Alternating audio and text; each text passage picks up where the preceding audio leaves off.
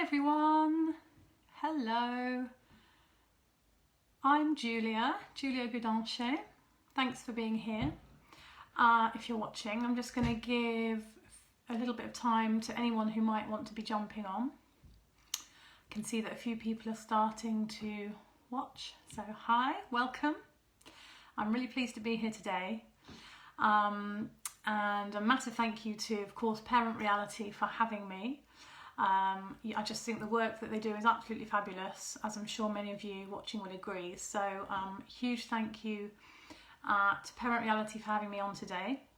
And if you want to introduce yourself, please do. If you want to give me a little hi in the comments, that'd be lovely, so I can make sure that I'm not by myself and that there's people listening. It's always nice. Or a like or a love is even better. That's brilliant. And then if you're catching up with this, you weren't able to catch me earlier on today and you're watching this a bit later on, if you can do a hashtag replay in the comments, that's really useful, because all these things just help to circulate the video more so that even more people can see it. Hi everyone, thank you so much for being here. And yes, so I'm Julia Gudinchet, and I'll just do a quick brief intro so you know who I am. I have been working in the field of autism for 15 years now, so a long time. I've worked with from all ages really, from very young children all the way up to adults. I've worked in schools, special needs schools, mainstream schools. I've worked with adults in supported units, and I've worked in both Switzerland and the UK. And I'm also qualified to diagnose autism using the ADOS as part of a multidisciplinary team. So I often work alongside psychologists to diagnose as well. So I have quite an intricate knowledge of autism. And not only that, but I have my two children myself who are 2 and 4, so they're quite little. So all of the kind of strategies that I help parents with are very tried and tested. Not only have I done a lot of studies and a lot of experience, but I use them all day, every day with my own children at home. So they're very much tried and tested. And I started Sunflower Autism Consultancy last year. Oh, by the way, I'm in London. Sorry, I forgot to say. I knew I was going to forget to say that. I'm here in London. I know you're all sweltering in South Africa. I'm absolutely freezing in London today. I think it's 2 degrees and absolutely pouring down. So sorry about I'm sat here in my jumper. Yes, I'm here in London. I started Sunflower Autism Consultancy last year here in London as kind of a local business really to help local families. So families were coming to see me to get support with challenging behaviour. Hi everyone. And then of course Corona happened, so I've actually gone online now. So you can find Sunflower Autism Consultancy. I've got a Facebook page, I've got a website, all the usual. I've also got a very supportive group as well over there. So please do, come over and say hi and get in touch. So everything I do, like I say, at the moment is now online. And I work with parents and families helping both teaching skills and managing behaviour. And it's all based, like I say, on my experience and on my studies, but also on positive reinforcement. So the approach that I have is a very positive approach. And the great thing about that is that it also helps the whole household as a whole and the whole family to improve really relationships and have more positive relationships. And the idea is for you to be able to kind of try to teach skills and manage difficult behaviour, but in a way where you can actually improve your relationship with your child as well. So it's a very kind of positive approach. Okay, so without further ado, let's get going. So today I'm going to talk about why does challenging behaviour happen, because that's really the multi-million-dollar question. Then I'm going to talk about how you can find out why your child displays challenging behaviour. And then I'm also going to help you with some general practical strategies that you can put in place from today, so you can really give it a go yourself. Okay, so why does challenging behaviour occur? Well, this is such a big question that so many families come to me and they need help with. And what's a really important thing to do sometimes as a parent in these situations with an autistic child or a child with any kind of additional needs, and I think actually all children, so even neurotypical children, because all children do have challenging behaviour usually, is to think about it in a slightly different way. And it's to take a step back and to really understand that all behaviour happens for a reason. All our behaviour that we're having all the time is happening for a reason, especially challenging behaviour. It's happening for a reason. It's not personal against you. I know it can really feel like that as a parent sometimes, and it's difficult sometimes to untangle, of course, your emotions. But that's why what I try to teach parents to do is take a bit of a step back and look at the behaviour in a slightly more analytical, almost scientific way. because that helps, I think, to not to take it too personally, and it helps us to have an understanding of our child's behaviour. And the first step is really knowing that all behaviour happens for a reason. It serves a function for your child. It has a purpose. And I think having that also helps us have a slightly more positive attitude towards it, and the fact that it's okay, it happens, it's not pleasant for anyone, it's an unfortunate part of special needs and of autism in particular, it can be, but again, there's a reason why it's occurring. They're actually trying to get their needs met. There's a function behind their behaviour, and once you know that, that's a really empowering piece of information, I think, and it really changed the way that I looked at behaviour. It changed the way I understood behaviour as a professional and now as well as a parent. So I'm hoping that's going to help you today. So, you know, we always think about ourselves as like we're human beings, we're really complex, we have emotions and there's context, and of course all those things are absolutely true, and I'm not saying that all those things exist. However, when we look at challenging behaviour from a purely behavioural aspect, there are only 4 functions to behaviour. And you might think, but that can't be right, we're so complex, there must be lots of reasons why our behaviour happens. But actually, when we narrow it down and we get down to the nitty-gritty and we study behaviour, we see there's only 4 functions of behaviour, the 4 reasons why behaviour happens. And if you look at any type of challenging behaviour that you've had with your child, any kind of situation, what it's great to be able to learn to do, and this is essentially my job, and this is what I do really with parents, is try to figure out, okay, well, what is the function of their behaviour? Why are they having that behaviour? What's the function behind it? Why is it happening? So what are the 4 functions of behaviour? And this is really, really important. The 4 functions of behaviour are access, escape, attention, and sensory. And again, I just want to reiterate here that those 4 functions of behaviour are for everybody, for all of our behaviour all the time, not just autistic people or autistic children. Everybody's behaviour happens for one of these reasons. It can also be more than one, but we'll look at that in a minute. So what do we mean by access as a function of behaviour? What we mean is that your child might be having that challenging behaviour in order to access something that they want. So that could be, you know, their preferred snack, their preferred toy. It could be something they're a bit obsessive about. It could be, you know, screen time, the iPad, the Xbox. Those are all very kind of common things. It's normally kind of screen time, food, and kind of things that people are obsessed with. They tend to be the main things people want to access. It can sometimes even be a person, but it's usually those types of things we're talking about. Very, very often it's sort of screen time and food are the main ones I think that come up a lot. We're going to talk about how to deal with this and what strategies to use just in a minute. But first of all, we're looking at what the really important question of why. Why does the behaviour happen? So a challenging behaviour could be happening to access something. It could be happening to escape. Now by escape, we mean, you know, they might want to escape, yes, a place. They might literally escape. You know, I do have worked with people who are bolters and have literally run away. But it can also mean wanting to escape doing something they don't want to do. So, you know, you give an instruction, and this is a classic, isn't it? You know, you give an instruction and they don't want to do it. And they might lie on the floor, they might kick and scream, they might throw objects, they might hurt themselves, hurt others. You know, to a certain degree at that point, the behaviour isn't that important in a way, which I know sounds strange, but it's really because we're trying to figure out why is it happening, what's the function. The behaviour could be anything really, is what I mean by that. They could be displaying any type of behaviour, but the crux of it is that they want to escape doing what you've asked them to do.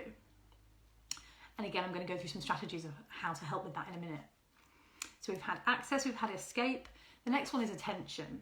Now, I often hear a lot of quite negative phrases around this, you know, attention-seeking behaviour.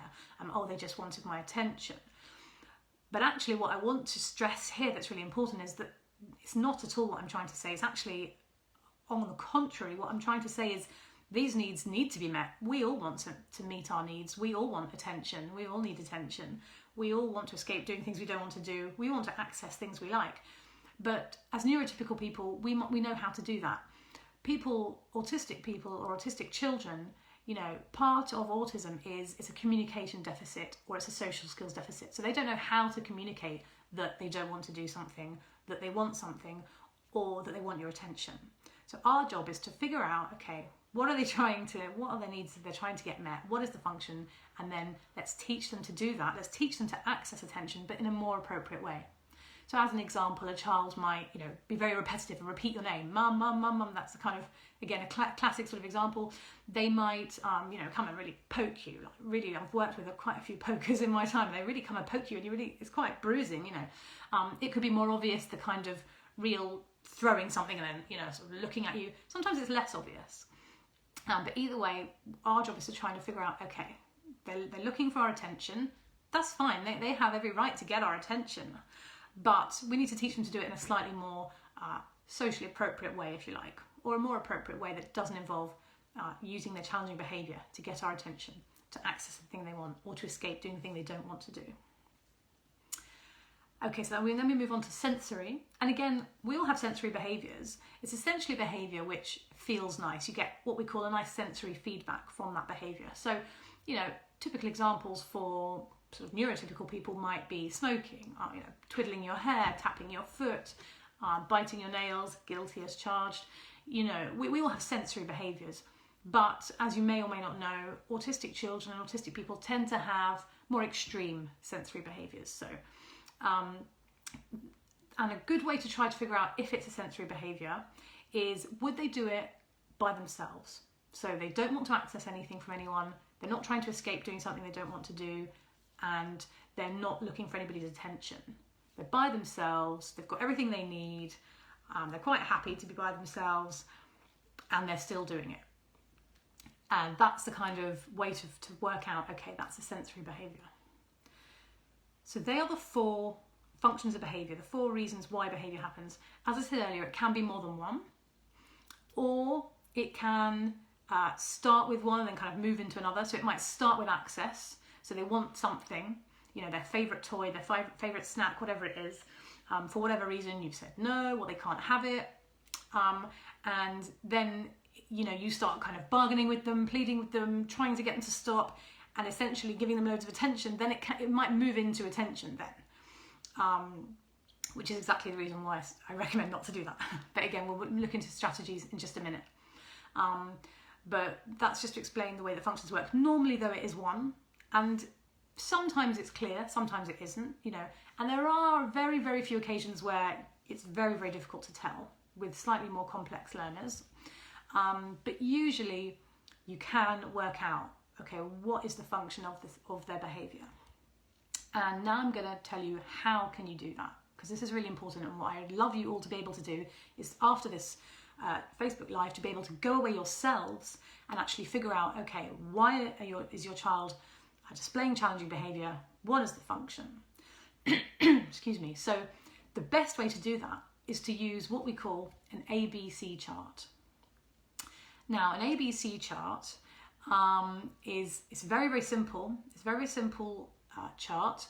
And what I'll do afterwards is I'll try and post a picture of one in the group and on the page. And then also, if you would like to access a copy of an ABC chart, please do get in touch with me.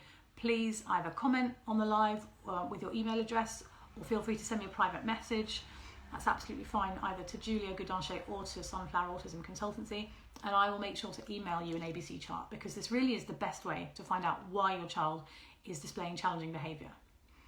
Okay, so what does ABC stand for? So it's really just a square. Sorry, I can't show you because I've got my slides on my computer, but it's just a square sheet of paper, and it's got 3 columns.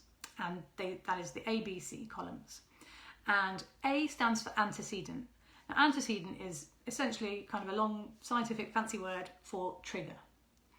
And what we mean by that is what happened exactly before the behaviour.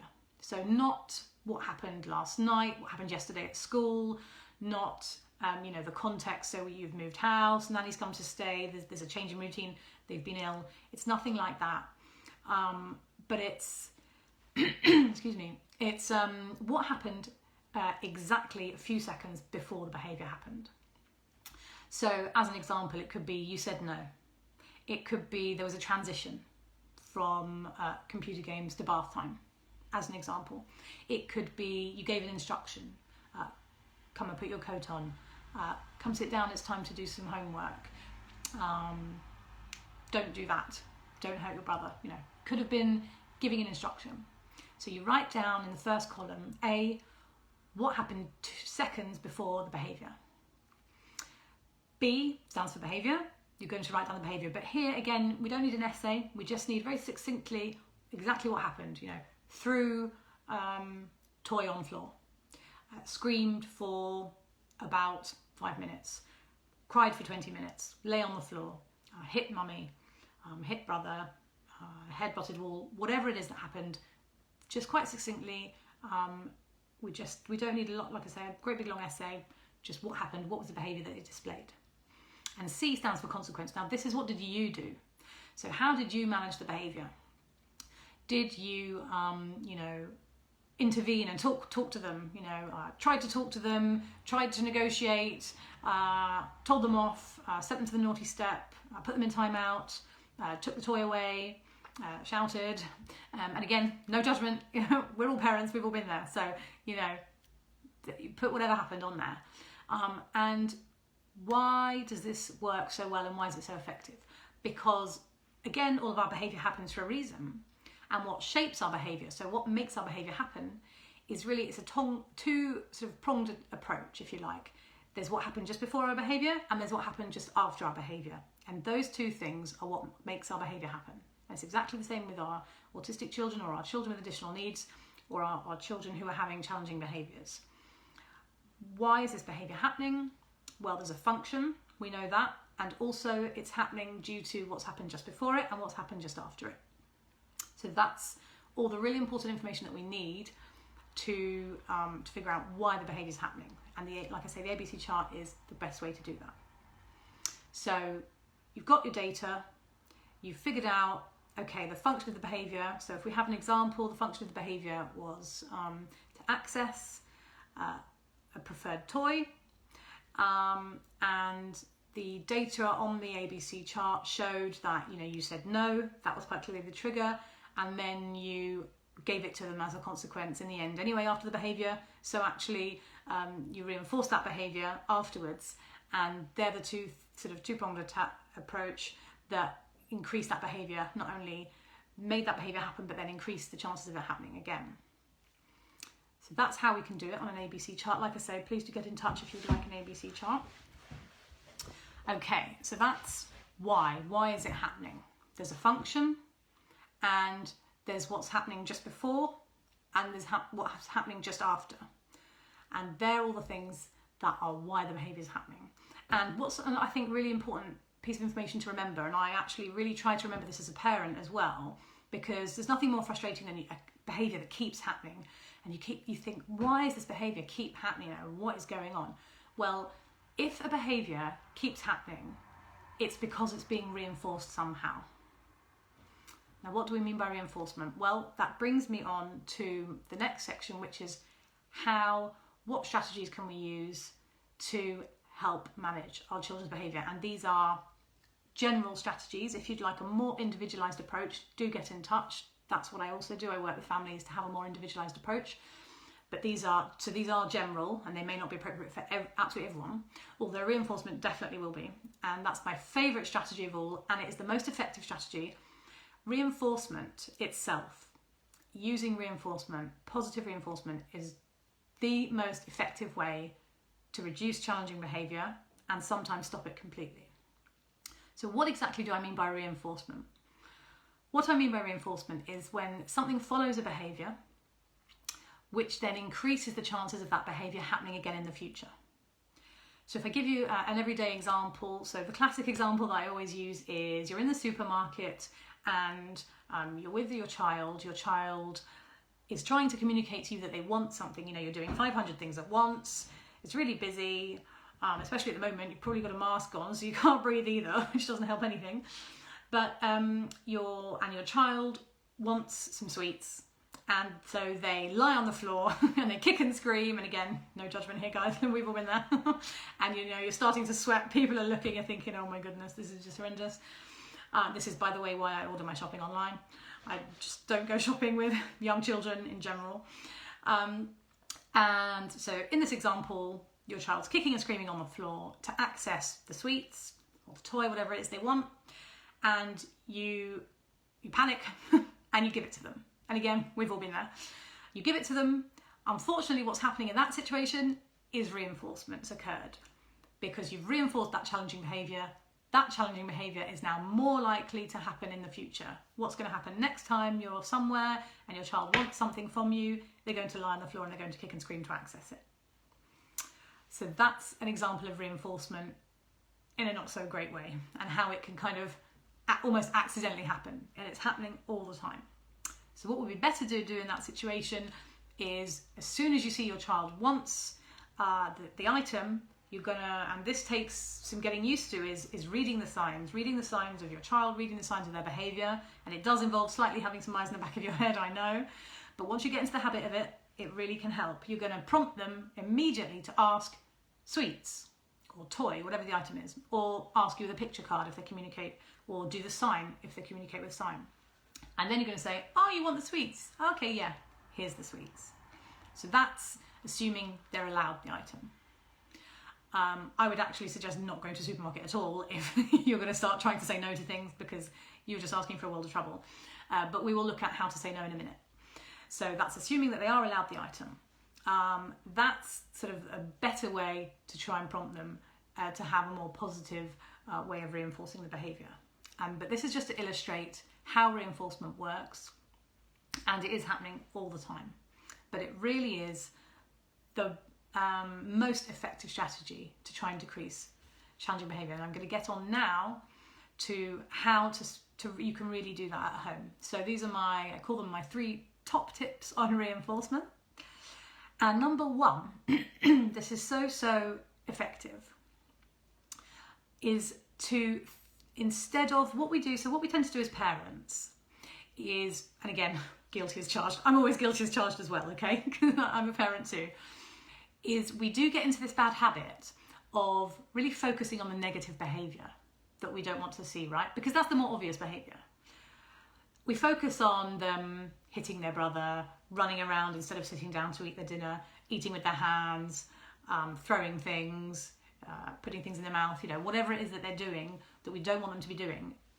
We focus on those negative behaviours, and we kind of tend to slightly nag or say, don't do this, don't do that, put that down. And it's a slightly negative approach, I think. So what is so much more effective is if you get into the habit of looking for the behaviour you do want to see. So if we take the example of eating with their hands, what is it that I do instead of stop doing that, stop doing that, stop doing that, which isn't effective, is exhausting, and is a little bit of a negative between you and atmosphere actually in general. What's actually really more effective to do to reduce that behaviour is to think, okay, what is it that actually I do want to see? Well, I want to see them eating with a fork or a spoon. So what I'm going to do actually is, instead of saying, don't eat with your hands, don't eat with your hands, don't eat with your hands, and getting completely ignored, I'm going to say, oh, here you go, look, use your fork, prompt. And then, of course, what you're going to do immediately, reinforce. You're using your fork to eat. That's such a great job. Well done, buddy. I love the way you're eating with your fork. You're going to obviously make that kind of age appropriate. It might be, oh, thank you so much. I love the way, for an older child, thank you so much, buddy. Good job. High five. For a younger one, of course, it might be the more, good job. Well done. You're eating with your fork. That's such a good job. Or it might also depend on their understanding or their language. But you're going to shape that to, individualize for your child. But the most important thing is, instead of the exhausting and ineffective strategy of nagging, telling them to stop doing what they're doing, you're going to focus on what you do want them to do. You're going to look out for it more and start noticing when they do positive behaviours, and you're going to reinforce those behaviours. Which brings me on to my next tip, which is reinforce for free often. So what I mean by that is, again, picking up on when they are doing good behaviours. So, if notoriously it is a struggle for them to play with their sibling, when they are playing nicely or they're just sitting nicely next to each other, pick on those moments. That's when you want to reinforcement. Oh, you are doing such lovely sitting together, guys. You're really calm. Oh, you did lovely walking with me to the shops today. Thanks so much, buddy. I love the way you're eating your dinner. Things that we might take for granted and we think they should be doing. They have additional needs at the end of the day. So this is why we need to also reinforce things that we might take for granted, these kind of daily living skills. So think about the behaviour you do want to see and reinforce for free often. Number 3, I kind of touched on this, is make the reinforcement specific to the behaviour and specific to your child. So I talked about making it specific to your child, so you might make it more age appropriate. You know, some children hate tickles, some people love tickles. You know, so obviously don't do tickles if they hate tickles, right? If they love high fives, go for high fives. You know, make it specific to your child. And not only that, but make the reinforcement specific to the behaviour. So, you know, again, oh, great job eating your dinner tonight. I love the way you used your fork. That was a brilliant job. Not just, you know, good job. A lot of times I hear, oh yes, you know, we reinforce all the time, but it's too general. It's very like, good job, buddy, well done. Well done for what? I don't know. You know, so it's particularly with autistic children, excuse me, you know, they do need that specific reinforcement. So think about the behaviour that you do want to see and reinforce it. Reinforce for free often, and be specific to the behaviour and the child that you're reinforcing. That's my top tips for using reinforcement. And even if you just do those things, I guarantee, and just knowing that all behaviour happens for a reason, there's a function behind it, and trying to figure out why it's happening using the ABC, and then using reinforcement with those 3 strategies, honestly, I'm not exaggerating when I say this changes people's lives. People say to me, thank you so much, this has really changed, because it can change the whole atmosphere in the home. Not only, you know, are you decreasing challenging behaviour, but you're also making the atmosphere a lot more positive by using that positive reinforcement, and at the same time helping your rapport and your relationship with your child. So it's really win-win. You can't go wrong with reinforcement. There's no bad side effects. Very, very, very rarely do I work with a child who, you know, doesn't like or need reinforcement. So that's the main strategy.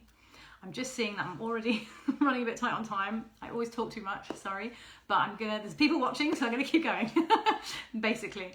So we'll move on to another few more strategies. So the next strategy I'm going to talk about is choice making. And this is one that I feel it gets a bit left behind or forgotten about, but it's really, really effective, especially for autistic children or children with any kind of additional needs. If you think about it in a way that we pretty much control everything our children do from the minute they wake up till the minute they go to bed, right? We dictate their schedule, we dictate kind of what they eat, when they eat, you know, what they wear, lots of things. And so a lot of times challenging behaviour does come down to control, particularly with autistic children. So what the choice making does is it gives them that control back. And it can also kind of put a bit of a hold or a stop to any sort of those power struggles or those arguments and those meltdowns by giving them a choice.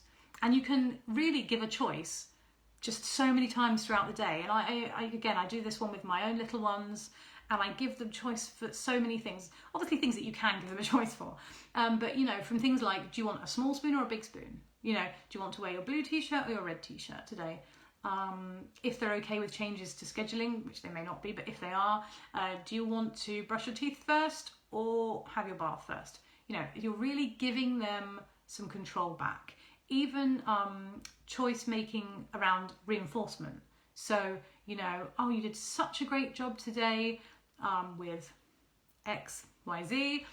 You can choose your reinforcer, you can choose your reward tonight. What would you like? You know, you can choose from playing on the Xbox or reading books with mummy, you know, whatever it might be that they're into and that they find rewarding and reinforcing.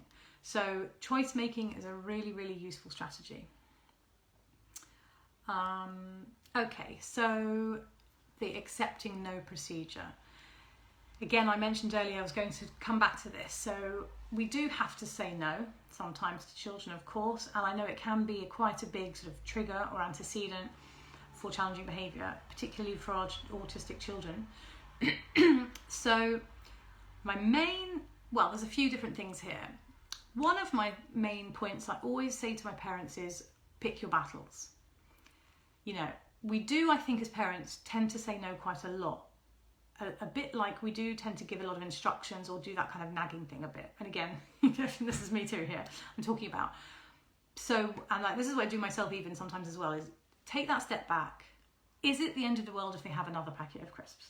Really? If it's going to avoid a 2-hour meltdown? Probably not.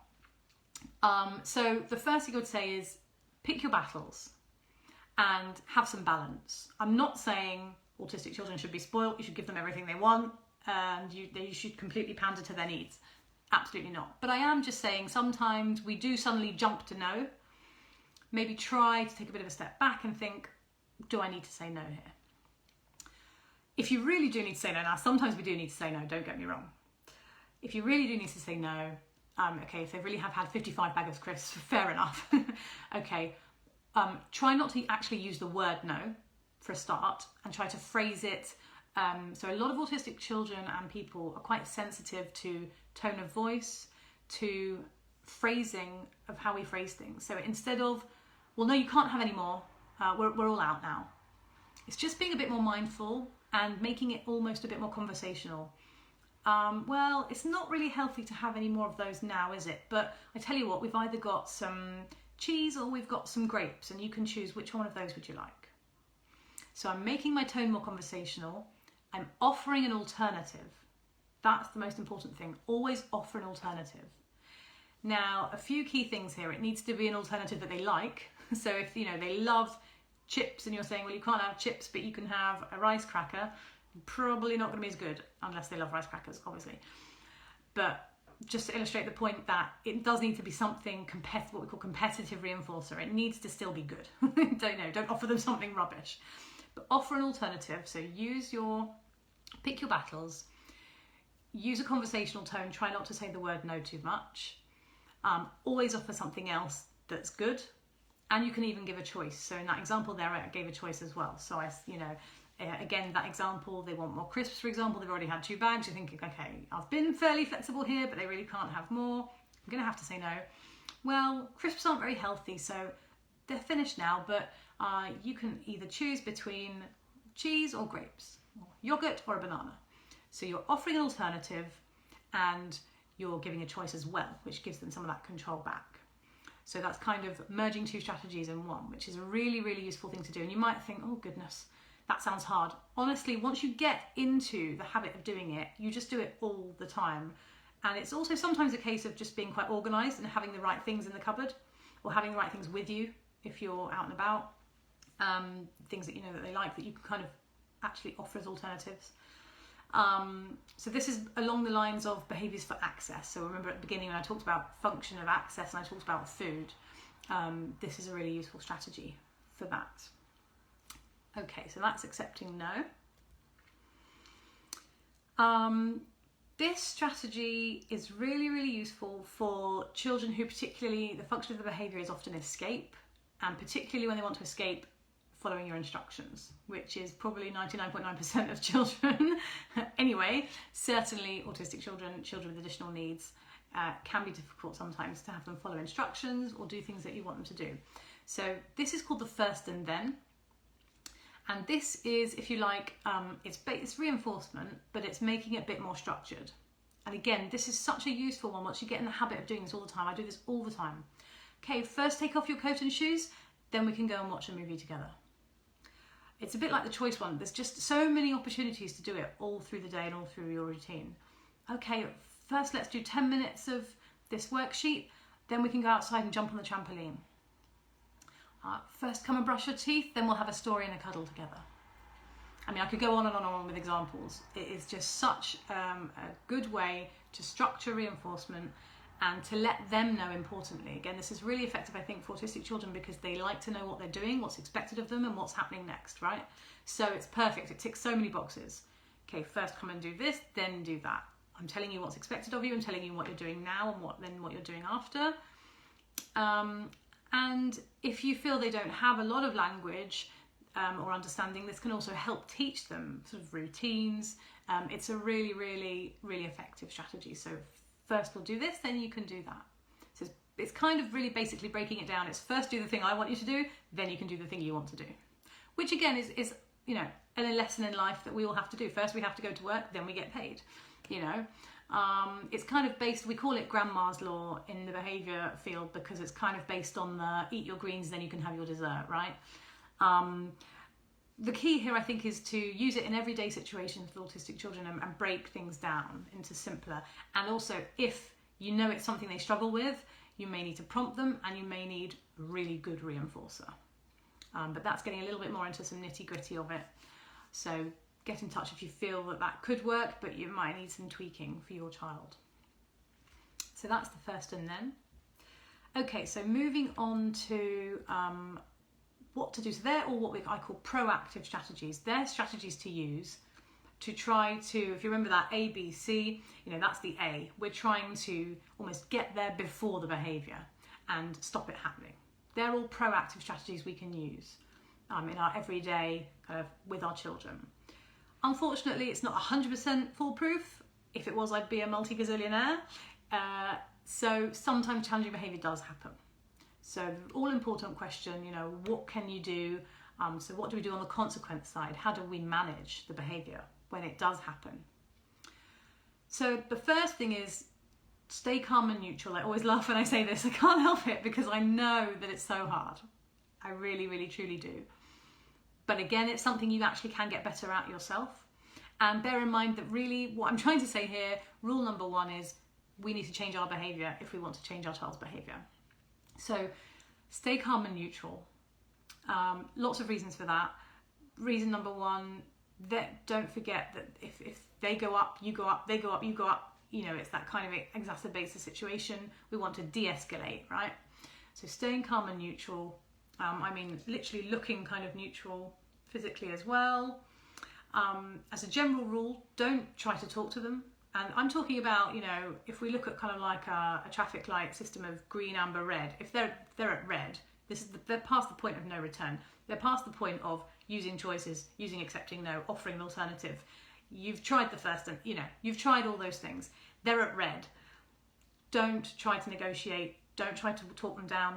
If you're really upset or really cross, really angry, somebody says to you, stop being so angry.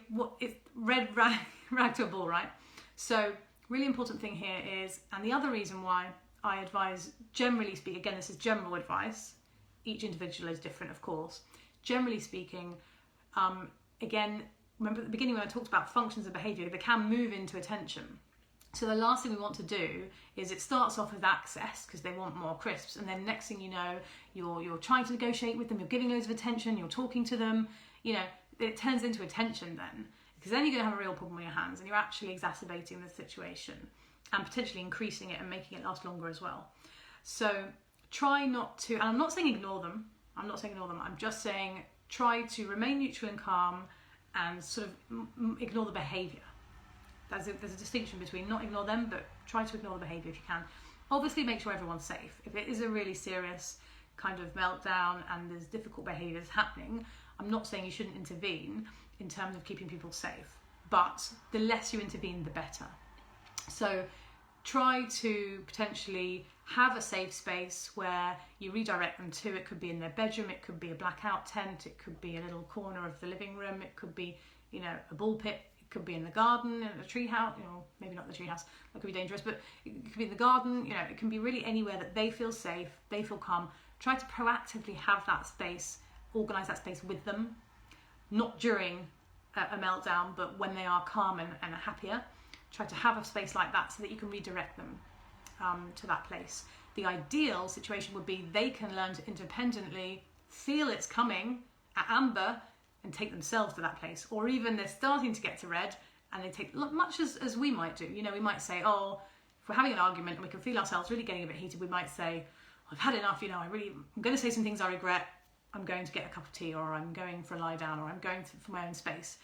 That's kind of a typical, management strategy. So you might need to start by prompting them to do that to begin with, but ideally you're going to move on to them being able to independently take themselves off to kind of de-stress or regulate. Okay, so don't continue to talk about it afterwards or dwell on it. This is a really important one. A lot of parents sort of want to explain to a child, why they shouldn't have had a particular behaviour. Well, they won't learn if I don't tell them. Autistic children learn differently. Their brains are wired differently to ours. You can tell them 500 times, don't pull the cat's tail. Does it work? Probably not. So what does work is learning that actually through reinforcement. So if that's why it's so important to do the ABC charts, to find out what the function of behaviour is, what the trigger of the behaviour is, so we can have the right proactive strategies in place to try to stop these behaviours from happening in the first place. But as a general rule, don't continue to talk about it, don't dwell on it afterwards, again, because that can very often give more attention, and then it can start, sometimes it can actually start again. You know, you're actually, again, kind of recreating that situation. So as a general rule, some people say to me, what about if the behaviours happened at school? I would say let school deal with that. They should have dealt with that. Home is separate, so you don't need to really necessarily bring something up again. Unless they're a child that likes to debrief, completely different situation. But most of the time, my general advice is don't talk about it certainly during, that's a massive no-no, but even afterwards, once they're calmer, they might feel embarrassed, they might feel upset, they might feel exhausted, you know. So don't dwell on it afterwards. Try to move on. I know it's really difficult. I know we're all human, but try to kind of move on as if nothing's almost happened and just redirect. And then if you feel you need to take a break, try to maybe leave the room and debrief with somebody else later. So for example, with your partner, you know, with a friend, a family member, but not with them or in front of them. Because in my experience, it really doesn't help the situation. Okay, now here's another big one.